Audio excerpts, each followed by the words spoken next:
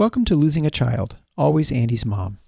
On this podcast, we journey through the devastating experience of the death of a child. Grief is seldom discussed openly in our culture, and the death of a child makes people feel even more uncomfortable. We approach the topic openly and honestly, speaking to people who have lost loved ones and experts who help care for them. Whether you are a parent experiencing loss or someone who wants to support another going through this tragedy, this podcast strives to offer hope and help.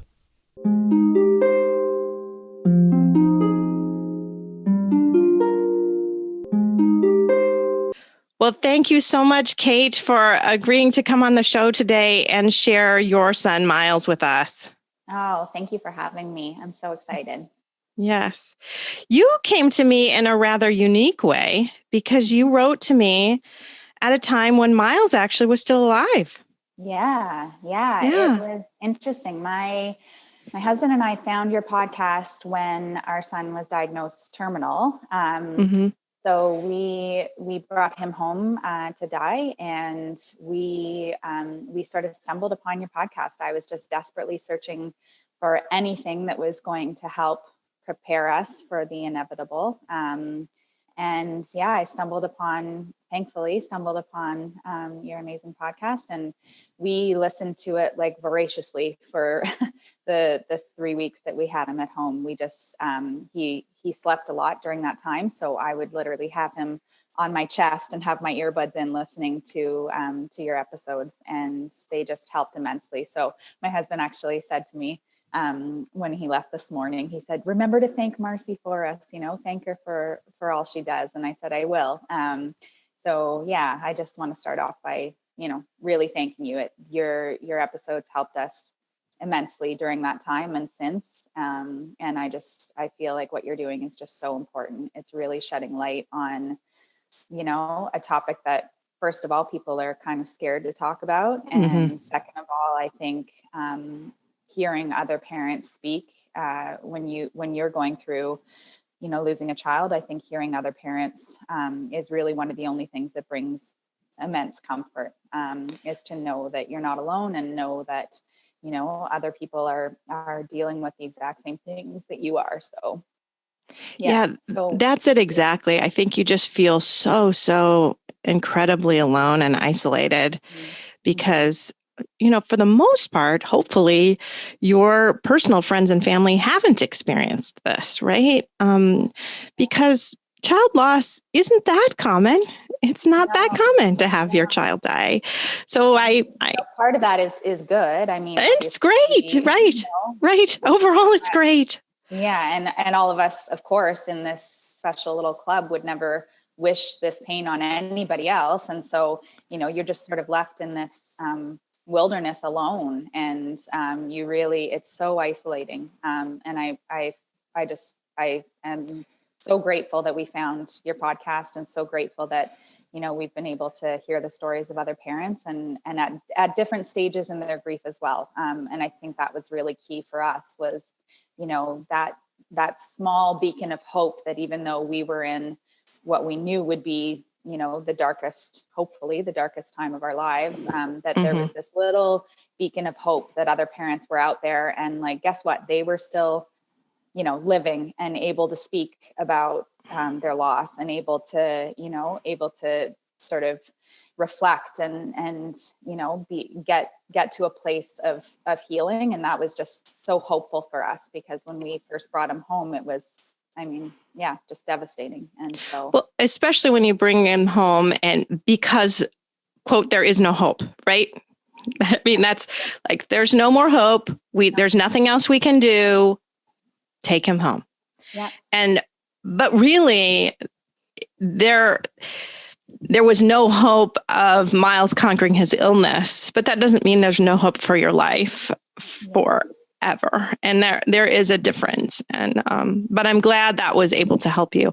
But for now, I just want to hear all about Miles. So you talk about Miles and who he was as a little guy and just all about him. Okay. Yeah, absolutely. So Miles is our first and only child. He was born in February of 2020. And he came to us after years of infertility struggles. So we actually he was conceived through IVF. And so,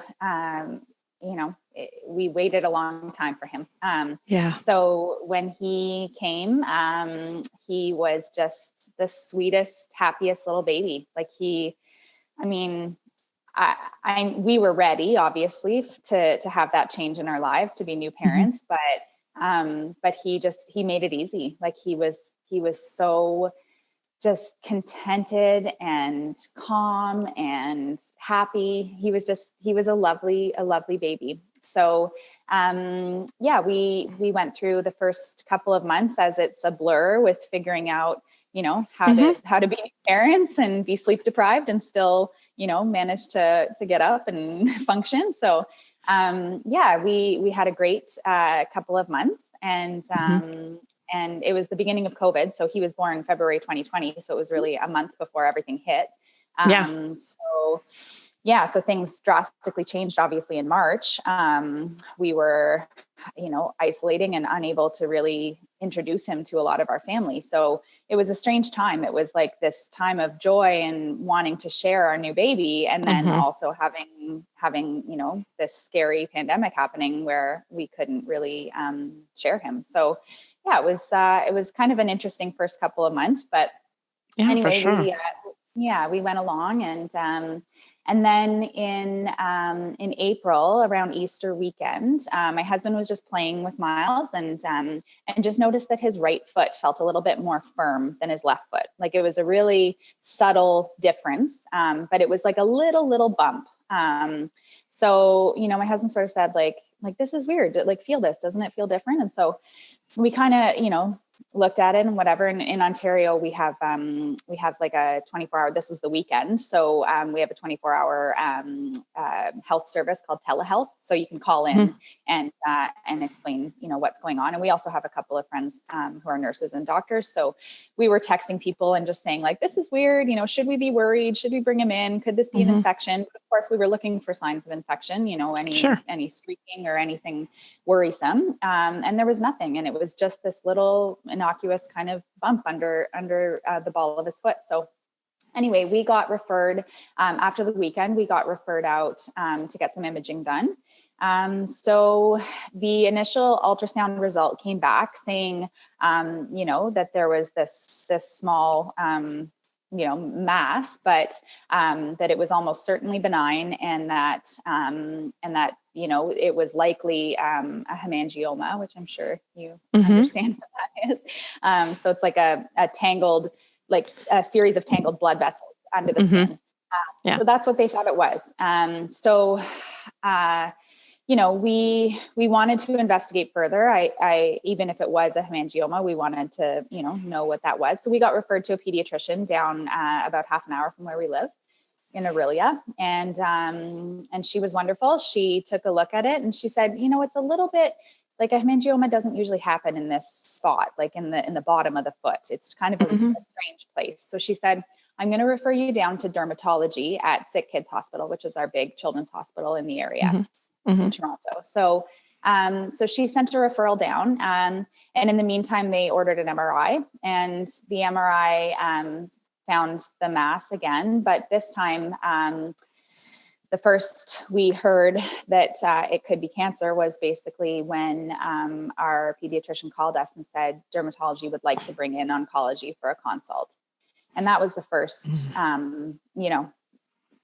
really scary moment. It was, I remember being at home alone. My husband was at work and they called, our pediatrician called just to give us a heads up and said, they don't know anything yet, but they're calling in oncology. I just don't want you to be surprised when you're down at Sick Kids that oncology is coming in for a consult.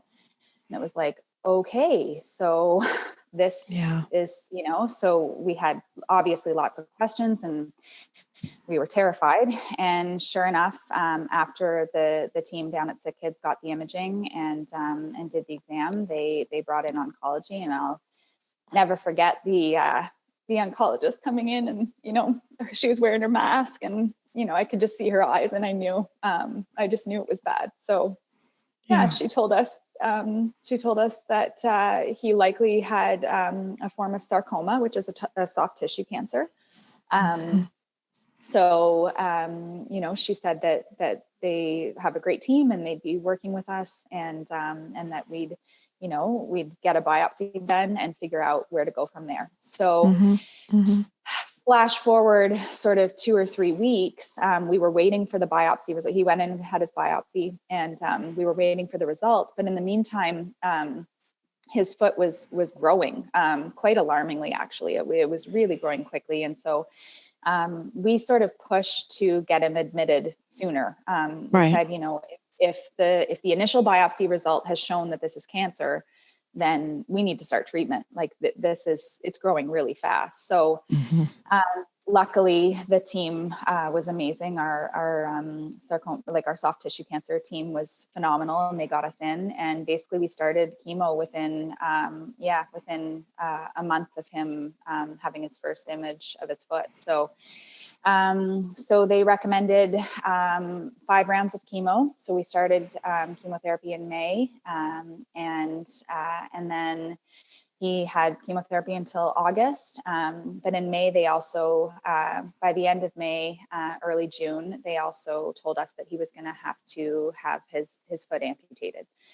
So that was another huge, moment for us. That was just reimagining what his life would look like. And, living with any disability obviously is nothing you want for your child. I mean, we knew that his sort of fiery little spirit would be able to handle it, but it was a big pill to swallow. So sure.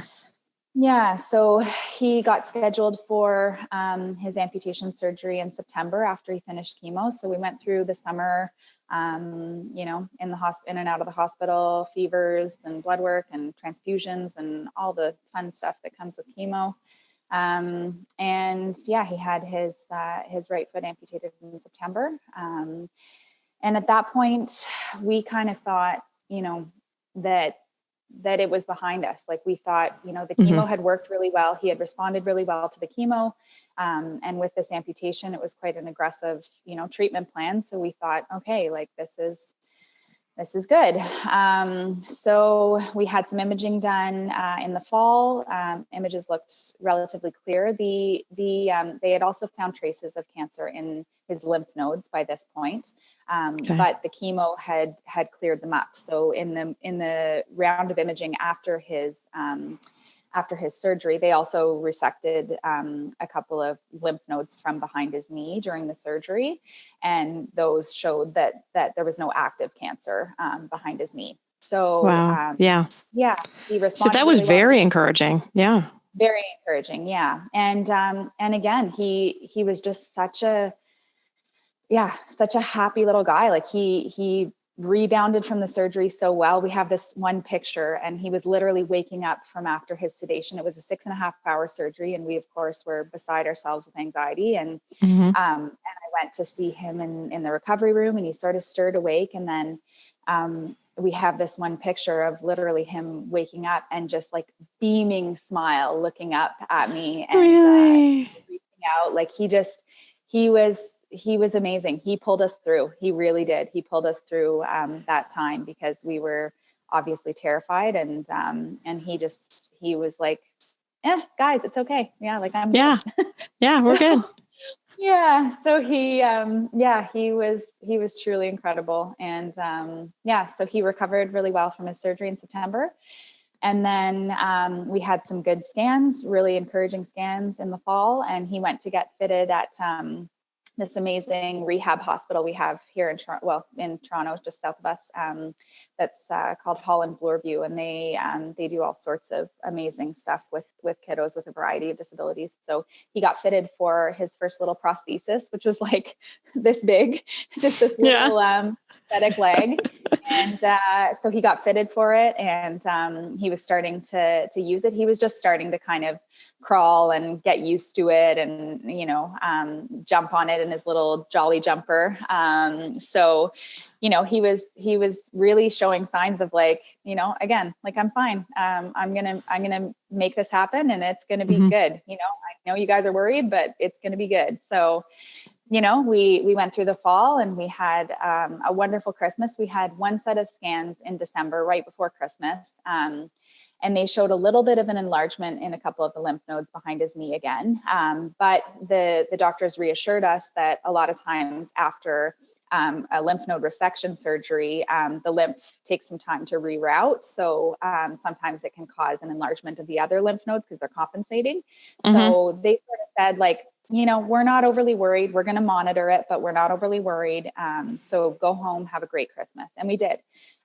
So even though that little, dark place in the back of your mind is going, what if, we still had a wonderful Christmas. So we went home and spent a little bit of time with family, even though here we were in various stages of lockdown and stuff, but we isolated, blah, blah, blah. So we were able to spend time with family over Christmas, which was lovely. So we had just this magical first Christmas as a family. We wore like matching pajamas and the whole thing. It was really, really lovely. And then, in early January, Miles started showing some strange symptoms. Like he started vomiting at strange times, sort of early in the morning sometimes. And so, again, we brought this to, at this point, we were sort of in between our regular family doctor and our oncology team, because we, again, thought, any of these things could be just baby things. So we contacted our family doctor when he started vomiting, and he sort of said it could be reflux, could be just something that he ate. It was just kind of the sporadic vomiting every couple of days, and then into January it started progressing a little bit, where the vomiting became a little bit more frequent and more worrisome. So we brought him in. And ultimately, we had a checkup at Sick Kids, and they found that the cancer had metastasized. So they did some imaging of his brain, and basically at that point, there were too many lesions for them to recommend any course of treatment.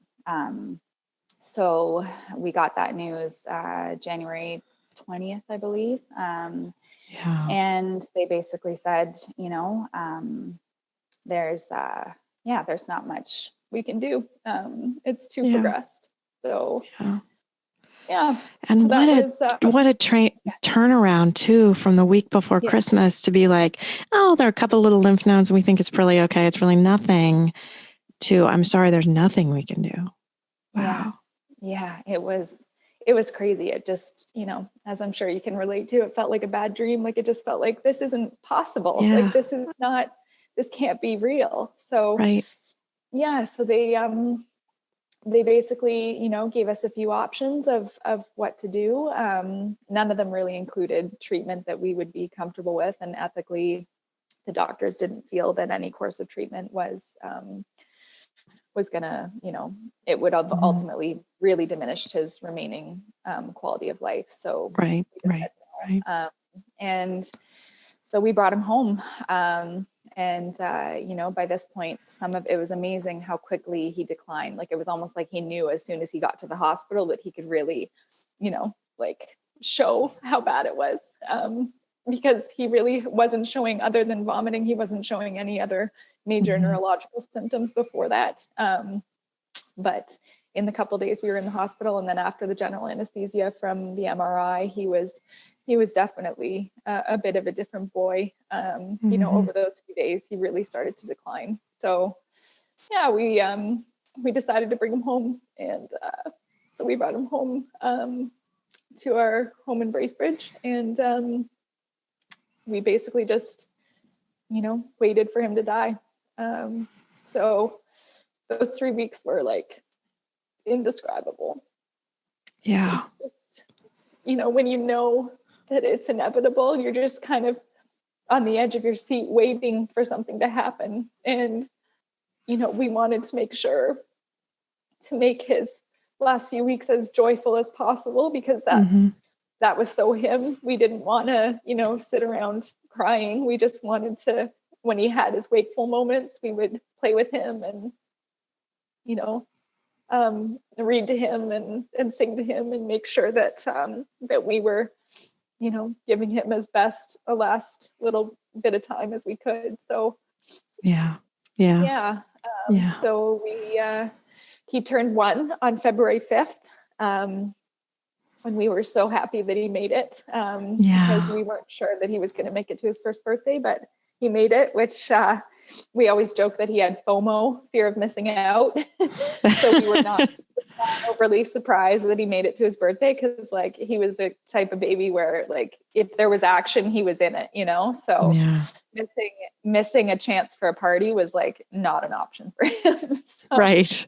Yeah. So we celebrated his first birthday, and he was, he had some wakeful moments and opened some presents, and he had his little feeding tube and everything else. But yeah, we enjoyed his first birthday, and then really after that things declined pretty rapidly. He passed away 4 days after his birthday, so he passed away on the 9th.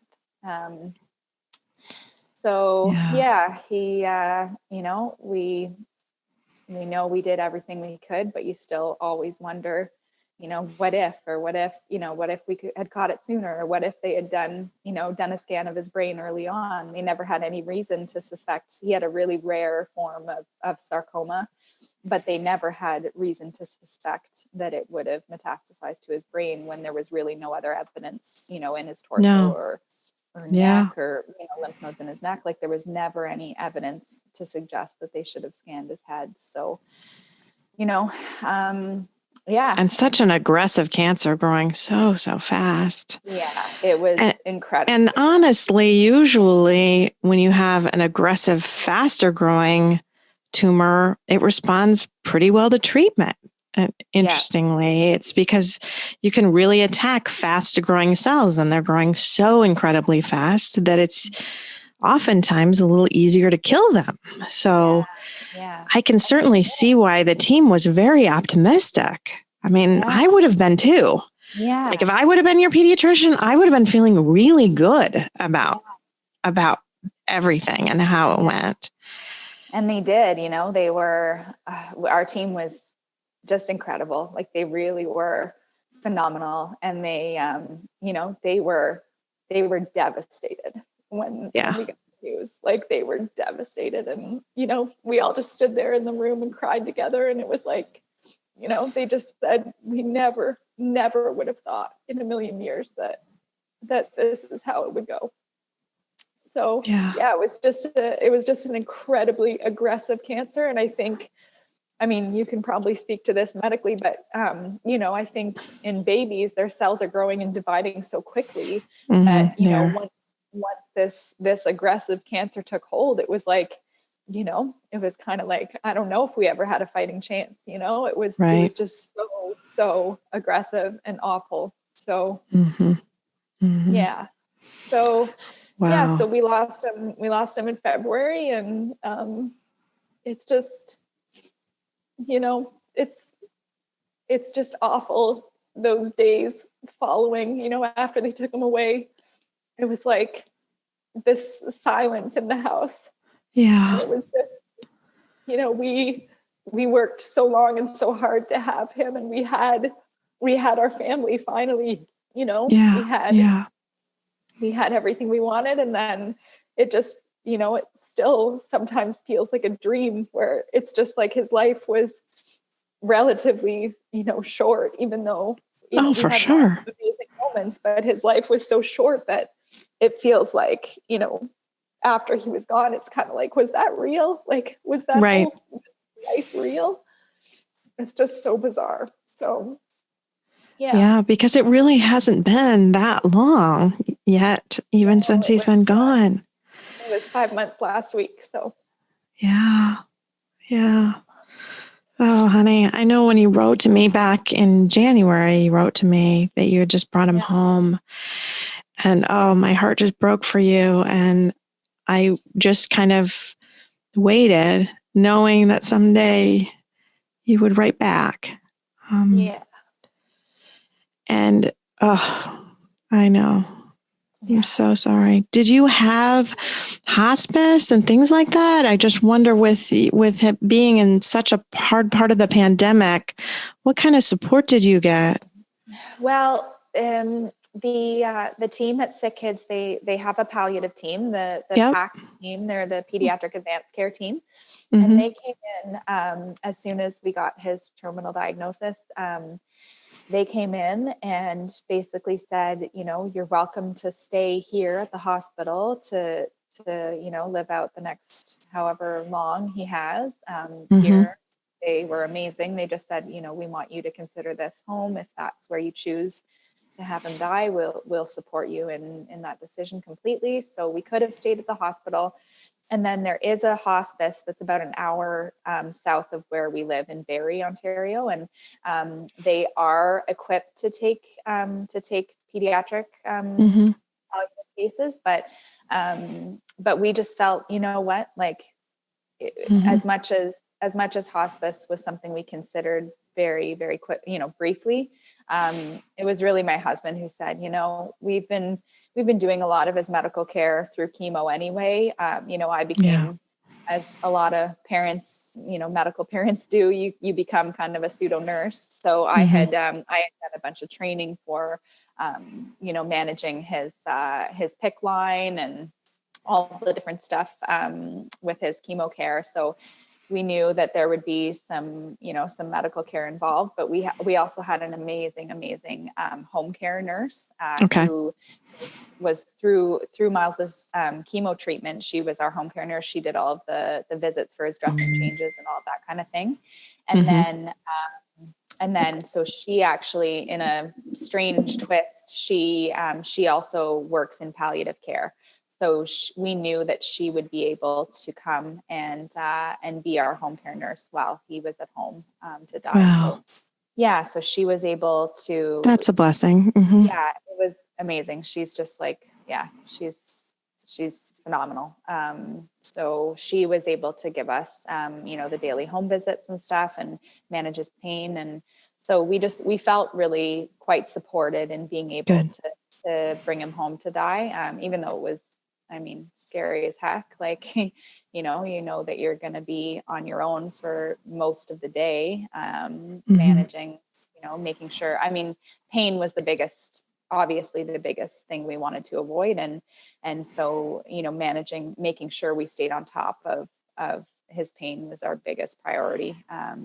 So, you know, we just, you know, had to set alarms for all of his meds and make sure that we were, you know, administering all of his meds properly. And so that was a big stress, but looking back, I don't think we would have wanted it any other way. I was just going to say that. I mean, I'm sure there is such, I mean, not comfort exactly, but just a little bit of satisfaction that you were able to do everything that you could, you know, and you were able to be the one caring for him.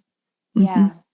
And I genuinely, we've talked about it, my husband and I, a lot. And, you know, I don't think he would have lasted until his birthday if he hadn't have been at home. I really don't. I think that, you know, just having that familiar surrounding, and, you know, we had him, you know, sleeping in our bed with us, and, you know, I don't think he would have lasted. If we hadn't brought him home and been, you know, just in our familiar space with him. I think that for us was just the right thing to do. And so special for you to be able to have that moment and have, you know, those pictures and just that time to be able to celebrate that huge milestone, because that was a huge milestone, you know? Yeah. To be able to do that with everything that he went through. So what about family? Did you have family that was able to spend time with you then? We did. So again, in this sort of a, you know, coincidental turn of events, my parents had come to visit just after Christmas. So they were here in January. They were here when we first brought him down to the hospital. So, you know, they were here staying at our home when we got, my parents live about 4 hours away in Ottawa. And so they just happened to be staying here when we got that diagnosis and when we brought him home. So they said, you know, if you'll have us, my husband's parents live just down the road and we're all very close. And so they said, if you want us to stay, until he passes, we're here, like we're here for you. So they were amazing. So they ended up staying at my in-laws just so we could all have, space and stuff. So they stayed at my in-laws for 3 weeks. They were there, and we would initially, they all came to visit at the same time, all the grandparents. They would come every day for a chunk of time to be with him and hold him and play with him.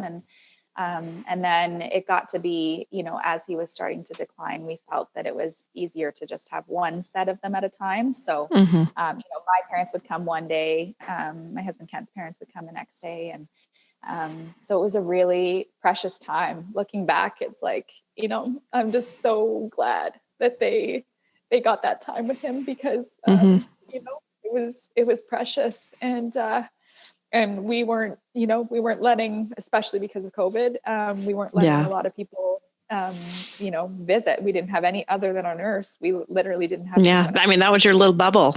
Your little bubble around him. Yeah. Mm-hmm. Yeah. We had our siblings come, and our nieces and nephews, just to kind of say goodbye, the day after we got home. But other than that, especially as he declined, we just, we wanted to just have that time with him. So. Well, and it was a blessing really for all those grandparents to be able to be together and support each other through that. Yeah. Wow. They they joked, they drank a lot of wine and watched a lot of movies, and they during that time living together, they were already really close friends, but I think that experience has definitely obviously brought them closer. I think that they were able to just lean on each other in a way that, because for grandparents, and my mom and I have talked about this, I think for grandparents, it's almost like a double whammy, because they're hurting and grieving for their grandchild, but they're also hurting so much for their child. And to watch your child grieve. Yeah. I mean, so hard, right? Yeah, it's awful. So, right. My mom has said on multiple occasions, like, my heart hurts so much for you guys, Mm-hmm. Yeah. Because, I mean, I think of that even as losing Andy and having other kids, right? I mean, to watch them mourn their brother was really hard too. I mean, as much pain as I'm in, then to see your kids in pain is really just awful. It's awful to experience. So I can see that would be so hard for grandparents. And so much too, I've heard from some different grandparents too, and they oftentimes can not even be so focused on their child and trying to support their child's grief that they almost ignore their own a little bit. So that's why I'm so glad that they all had each other, because they could mourn with each other as grandparents and not always feel like they have to take this parent role of trying to do whatever they can for you, Yeah. Yeah. It's so true. Yeah. They were really able to lean on one another. And I think, looking back, I really think that time, was time for, as much as it was to support us, it was a time for them to be supported by one another. And they were a huge source of comfort and support for us during that time. And, I'll never forget those moments that we had. My dad plays guitar, and so he would sit with Miles and play guitar, and both of our dads play guitar, so they would play guitar with Miles, and our moms would just cuddle with him and just even just lie with us in bed when he was sleeping. They'd just come in and just to spend time together. It was really special.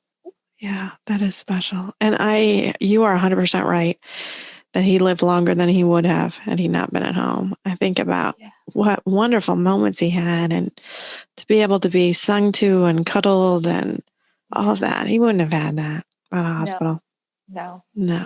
And I mean, not to diminish our hospitals, they're amazing, but like it's a different environment. You've got beeping machines and you've got nurses in and out. And, I think that to be able to have that time together in our home was, it was definitely the right choice for us. Mm-hmm, mm-hmm. So talk about that time afterward, then after Miles died, and you mentioned just briefly, when they took him away. Yeah. And it's still, that's one of the ways I keep coming back to describing it is like a dream. I mean, parts of it feel like a really bad dream, and scary dream and sad, but parts of it, his life and even his illness and when he was dying feel like this beautiful dream. And so I spent a lot of time in the first few weeks in that sort of dream state where it was like, you wake up and in those first few moments of waking up, you wonder, like, was that real? Like, is this really happening? So, those first few weeks, when we were just at home without him, it would just be waking up. And I mean, that feeling where it's just, you get like the biggest punch in the gut you've ever had every day. Yeah. Every minute of every day. It's the pain is just, it's just indescribable. Like it's really, it's nothing like I ever would have imagined. Right. Right. It's just right. Really, and it's disorienting. That's the way I describe it, is like, you feel like everything it looks different. It's like waking up in a new, I think of like my favorite movie as a kid was Wizard of Oz. And it's like, Dorothy wakes up after the tornado and she's in this new world. Like it's just, everything looks different. Everything sounds different. Everything feels different. Like it's a really, really bizarre experience to have a loss like this, So, yeah. And what I think about you is I know you were listening to the podcast and doing stuff to try to get yourself ready, right? Yeah. But I know what I've been told by other people is you just can't get yourself ready. And it's still like, as much as you thought, okay, I'm going to be ready for this day, the day comes and like, wow, I really wasn't ready. Yeah. Yeah. It's so true. I mean, we were, listening to your podcast and doing a ton of reading. And, I was talking to my counselor who I had been, had a relationship with while Miles was sick. And, you do all of these things. You're just grasping at anything to try to prepare yourself, because it's coming. It's like a train. It's just like, it's coming and there's no way to avoid it. And so you're doing anything desperately to try to prepare yourself in that sort of, and that's, I've done a lot of reading about that kind of anticipatory grief where you're grieving something happening before it actually happens. And then when it actually happens, it's not like you imagined, even though you've prepared yourself. And it was really strange.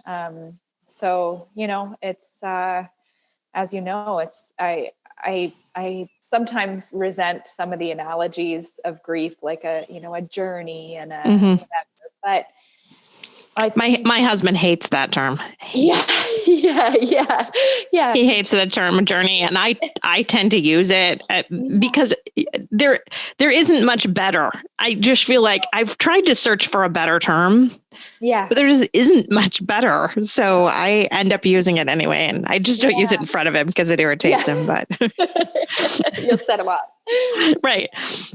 Yeah. It's funny. I think, I think that word, especially journey comes up. And I think the reason it comes up is because it is really like you're walking on this path and it's not linear and it changes from minute to minute. It changes from second to second. And, it's like well-meaning family and friends, would ask, especially in the early days, like, what do you need? What do you need? And it's like, I literally don't know. because it changes every second of every day. Sometimes I need to cry and have someone listen. Sometimes I need to escape and not talk about it.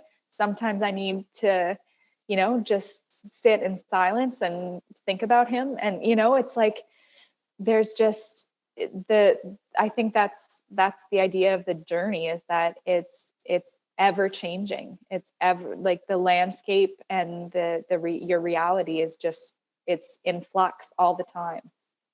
And so, that those early days, I think the early days, directly following his death were that acute, like, just gut wrenching, acute pain that you think, you really think, how can I function? How can I do anything? And I know you've probably had tons of people say this to you, but like, I don't know how you're doing it. And again, I know. And that response is always, I don't know either. I don't know either. And I don't have a choice, I don't have a choice. Well, my husband and I, had a very frank conversation, when we had another friend say to us, like, I just don't know how you guys are doing this. I don't know how you're getting up. And it's like, well, in grief, you basically have two choices. You can either get up and try to function in your life as best you can, or you can literally curl up and completely retreat or end your life. Like, really, as awful as that sounds, you really do have those two choices. And it's not even a conscious decision. I mean, if you obviously have supportive people in your life and you have, you make the decision to live, then you just do it. You there's really no other way but through. And to have, again, it's well-intending people, but to have people say, like, I don't know how you're doing it. It's like, well, you would do it. You have no choice. Like, you just wake up and every day is different, but you go through it. Yeah, you're right. I hate that too. I get that a ton from people that they don't know how to do it. And I usually just say, I don't know either, but you just do. You just do. And I think back to what you said about waking up every day, just thinking back to waking up every day. And for a minute, you forget, right? For just a minute, a second, you forget. And my mind would always come back to, it would just be like someone screaming in my head, Andy's dead, Andy's dead, over and over. And like, it's so horrible because I think I just don't want to quite believe it. And part of my brain is telling me, you have to believe it. You have to get it in your head to accept that this has happened. Right. And so that's why I would just go in my head again and again and again to just like, you need to accept this because I don't want to. I mean, you don't want to accept it. You don't. No, and it's almost like your rational brain is trying to convey it to like your body and your heart, because your body and your heart just can't accept it. And your brain just does everything it can to bring you back and say, like, this happened, this is true. Yeah, I think that's exactly right. I hadn't thought about it that way, but that's exactly right. It's your rational brain trying to convince your heart and soul and your being that this really just happened to you. Yeah. And you just don't want to. I mean, I remember going to support group. I've said this on the show before, and I sitting in support group that very first time, and a little voice in my head was saying, you don't belong here. You don't belong here. Just run. Just run. This is not happening to you. This is not your life. You are not one of these people. Yeah. But I was. Yeah. But I was. And I still am. Yeah. And I think that's the other thing that, I've talked to my counselor a lot about this, because one of the models of grief, one of the only models of grief that I had ever been exposed to was the sort of stages of grief, the Ross Kubler or whatever, stages of grief. And, my counselor explained that was, that's been largely taken out of context, and that these stages, anyway, but one of the sort of stages of grief is that shock and disbelief. And so I remember saying to my counselor, even several weeks after he had passed, I said, I think I'm still in shock. Like, is that possible that I still have, as you described, waking up and having these moments of, like, how can this be real? Like, I can't, this complete and utter disbelief that this is your reality.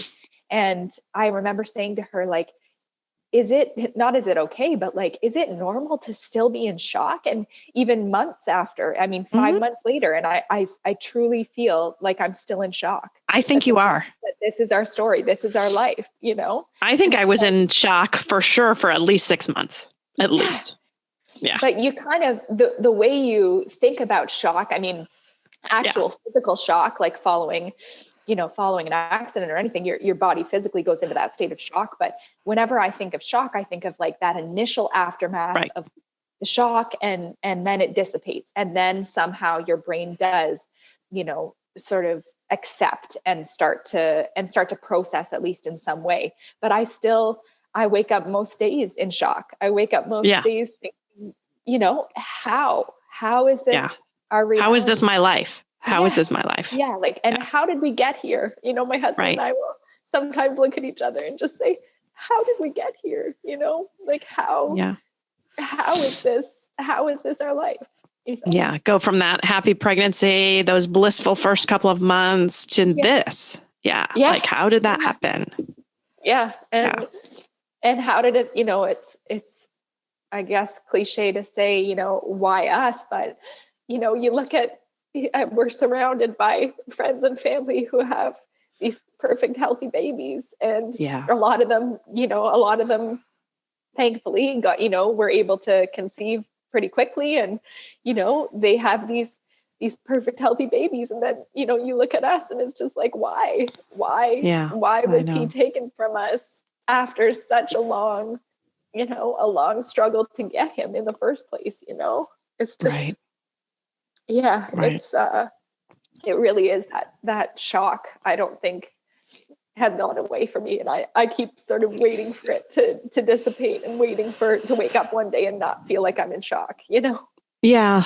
And I think that it just comes and goes. And I said to you, I think I was in shock for at least 6 months, but, and I can't tell you like the day that it stopped happening. And I still will have days. I remember one just not long ago, we were at my in-laws' house up at the lake, and, the kids were around, and I had this feeling of, this just isn't right.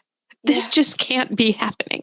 Like, I am 3 years out, next month, 3 years. And I still had a moment of, this can't really be happening. This really isn't your life right now. Like, all 5 grandchildren should be there, not just 4, right? Yeah. It's so crazy that I feel like that can still sneak in on you at moments that you don't expect it, Well, because it isn't right. And it isn't the way it's supposed to be. Andy's supposed to be with your family and Miles is supposed to be with our family. Like it's not, it isn't something logical or, it really isn't right. And so I guess we have that conversation. My husband and I have that conversation all the time. Yeah. Like, this just isn't right. It's just not right. Yeah. And so I it's nice to hear you say it like that, because I feel like that's what we say. Absolutely. And I do think that it doesn't surprise me in some ways that even though you're 3 years out, you still, it's this deep internal feeling like this is not how things are supposed to be. And I spend a lot of time imagining. We just had a family trip where it was the same thing. Some of the grandchildren were there, and his cousins, and and I had that same feeling of I spent most of that family vacation imagining him there, and imagining what he would have said or not said. He wasn't talking, but how he would have been, and he would have been 17 months old. He would have been toddling around on that little leg, right? Exactly. Yeah, and his little prosthesis. I picture him, I pictured him by the water playing with his cousins, toddling around on his prosthesis and chasing the ducks and trying to feed the ducks. And, I would literally vividly be able to picture him there, and it's like, and I feel like that's what our mind does to kind of protect us a little bit and to give us, because in some ways I always feel like I shouldn't do that, which Gwen always says, don't should yourself. So I whenever I say I shouldn't be doing something, it's, but I think it's my mind and my brain trying to just get a little moment of happiness. Right. And if me just pretending just for a second, that, on Andy's birthday, his best friend came over and I hugged him. And for a second, I let myself pretend I was hugging my boy, just for a second. And I knew I wasn't. I knew that. But I just needed that for a second. Yeah. I needed to pretend like I was holding mine, not somebody else's. Yeah. Absolutely. Absolutely. I think, when you're dealing with such heaviness all the time and missing them, I think it only makes sense that we try to give ourselves these little moments of happiness and trying to picture the life that should have been, right. our reality that should have been, imagining that if that can give us a moment of relief or peace, I think that, it makes sense that our minds go there, because that's what, that's what we want. We want them right. we want. And you get just a little bit of peace and a little bit of comfort, and it brings me a little bit of happiness, even if it's just for a minute, and then I have to go back. But I think it's okay. It's okay. And it's what you need to do for yourself sometimes. Yeah. Yeah. And it feels good in those moments to do that. And so, I've had one of my best friends always says to me, right now, you need to do what feels good. And what feels good might be, imagining those moments with him. What feels good might be, saying no to going somewhere or doing something with family. My husband and I recently sort of made a decision, if travel allows, that we'll get away next Christmas, because I think Christmas is just going to be really painful, especially because we had such a magical Christmas this year. Yeah. And I know that, you can't escape it. You can't run away from it. But at the end of the day, I think that being in our home for Christmas would just be too difficult this year. Yeah. And we left our first Christmas. We took off. Oh, yes. Okay. Yeah, it was actually very funny because we were in our grief support group and like, what's everybody doing for Christmas? And I was like, well, we are getting in an airplane on Christmas Eve and flying to Vegas. Now, my aunt lives in Vegas, so it wasn't us like going gambling in Vegas. We actually went to be with my family, but it was really beautiful. We did it actually Christmas Eve night. We were like on the plane Christmas Eve night when we normally would be opening presents and celebrating and doing all of this. I was like, I don't want to be anywhere. Yeah. Right. I don't. So we flew out there, and I think it was also nice too, because we didn't get in until like, I don't know, way after midnight. So that then my aunt and her children and grandchildren could have, I think, a little bit of a nice Christmas before the morning people got there, all the bereaved, sad people. But that was kind of nice for me because I felt like I didn't ruin anybody's Christmas that way. Yeah. But yet, and I was around family because we needed to be around family, and I was far away from what we normally would have done. Yeah. Right. We were not in Michigan. Oftentimes we're with Eric's family.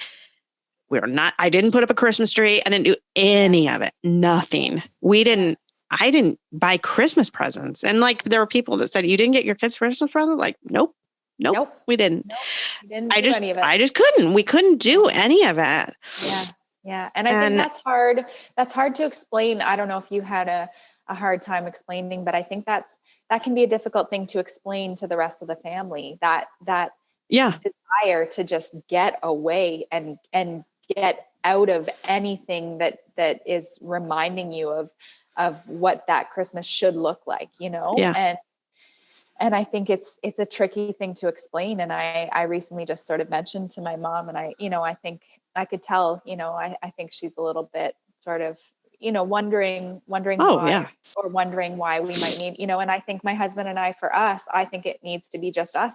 And it's no slight on our family. We love our family dearly, but it's just, I think for us, we need to just get out of Dodge and do something totally different, and not be feeling, I mean, we're going to feel his absence, but not be feeling his absence in such a pronounced way in contrast to our perfect Christmas last year, and I love the holidays. I love, obviously we're in Canada, we have a lot of snow, and, I love that. But part of me is just like, I want, palm trees and anything different. There you go. Vegas. I tell you, it worked. We might do Vegas. Who knows? What's your aunt's address? That's right. That's right. She's pretty great. Yeah. It's funny because I know that year too. I saw my dad. My dad lives out in that area, not in Vegas, but in that area. And because I said, yeah, I mean, I'm not buying you a Christmas present. Like, I'm not getting, because I think he was a little surprised that we didn't come like bearing gifts. And then I was like, oh, I didn't get anybody a Christmas present. It's not just you. Yeah. Like, and he said, not even Peter or Catherine? Like, nope, nobody. I mean, it's, you have to just give me that. Like, you don't understand. And please just give me that I'm sorry I didn't get anything for you. And please, I would be really happy if you didn't get anything for me, because I don't want it. I don't,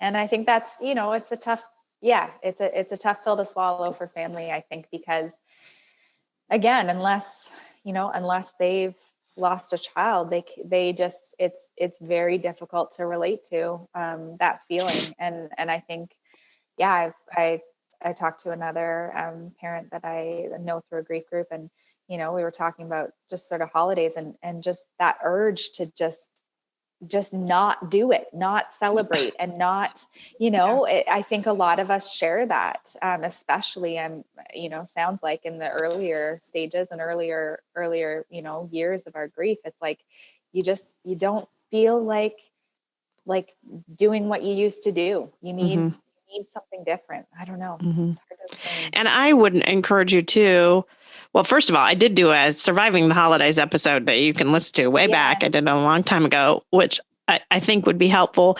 But it's just kind of reassessing every time and every holiday. I just told you earlier that our, the 3-year anniversary of Andy's death is coming up, and we're going to have to kind of reassess. What are we going to do this year? How are we what's this going to look like? And I think every single one, you just need to approach it individually and say, how are we going to do this year? What are we going to do? And really as a couple, to be able to get input on what do you need? What do I need? And figure out what's best for both of you, Yeah. And I think that's all you can do really, is continually reassess.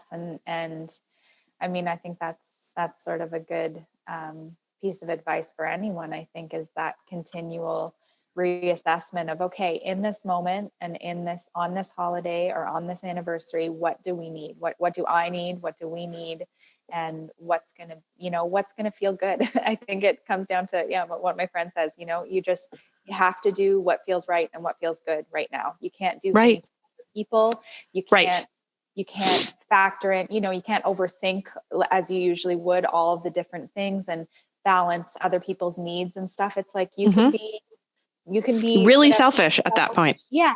And I think selfish is a tricky word, because it, it indicates that you're negativity and malicious and, and it's like, no, I think being selfish at this point is actually like the highest form of self-care, is like being able to continually ask yourself, like, what do I need in this moment? And what is going to make me feel good? And what is going to make me okay right now? And if that's something that appears selfish to other people, that's really on them, honestly. Right. I have a hard time with that because I'm a bit of a people pleaser, and I like to know that people are, thinking, oh wow, they're doing things that are thoughtful for other people or whatever. But it's you're Canadian. Canadians are nice people, right? We say please and thank you a lot, don't we? I know you do. It's so funny you're explaining that. And I was like, that's the stereotypical what Americans think of Canadians. Like Canadians are just always nice. I guess I'm playing right into those stereotypes. You are. But that's okay, because I'm Midwest nice, because Midwest is pretty nice too. Yeah. Or people will call it West Michigan nice, because in West Michigan we're just kind of nice. Oh, and I'm a pediatrician, and like pediatricians are always nice. I don't think you can be a mean pediatrician. We just hired a new person at our office to be up in the front, and I said, and she could tell she was nervous, and I was like, you don't have to be nervous. We're all pediatricians. We're just nice. We're just nice people. It's really hard to get us upset and mad. Yeah. Like we're So anyway, you're Canadian nice. So that's good. But you need to get a little bit of the, I don't know. What do we have to do? We have to, what's the stereotypic more selfish, I would say, maybe East Coast New Yorker or something. Say New Yorker. Right? That's the first thing that comes to mind. I know. I think so too. Sorry to all New Yorkers who are listening. I know you're probably very nice people, but we have to, in these moments where you feel like you want to please other people, grasp a little bit of New York. Yeah. Yeah. Just take the essence of New York and just say, no. I'm going to stick up for what I need. What I need right now. Yeah. Mm-hmm. Yeah. Okay. Well, thank you so much for sharing, Miles, with us today. Is there anything else you feel like you really wanted to share with the audience? Any piece of advice or anything? Oh, gosh. I don't know. I think, I think the biggest thing for me has just been connecting with other grieving parents. I think that, for anyone who's about to lose or has lost a child, I think really finding those connections, whether even if it's, like we're doing just virtually, like I connected with a woman from one of my grief groups, and we have our own, sort of Zoom chats every couple of weeks. And I think to speak to someone who really speaks the same language as you do, and you can be completely yourself and not censor yourself and not, do what we do to make other people comfortable around us. I think, I think it just really helps. We speak a language that, not a lot of people understand. And you can say things that would make other people uncomfortable, and it won't make them uncomfortable. And that is so precious and nice. It is precious. Mm-hmm. And that's why I'm so grateful for your podcast, and I'm so grateful that you've taken this, or you've chosen this platform to honor Andy. And, it really is helping to connect and reassure parents out there that there are other people who speak this language. Even though we're a relatively small club, it's, there's a ton of comfort in other grieving parents. So thank you for what you do. Yeah. And thank you so much for joining me today.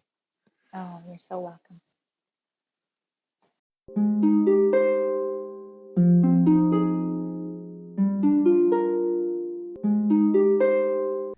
Thanks for listening to Losing a Child, Always Andy's Mom. Please subscribe to the show on your favorite podcast player. We are always looking for new show ideas. If you'd like to be a guest, know someone who'd be a great guest, or have a show idea, please email us at marcy@andysmom.com. Be sure to visit the webpage, andysmom.com, for more content, including Marcy's blog. There you can also sign up to receive updates via email. Together, let's work to inspire hope, one day at a time.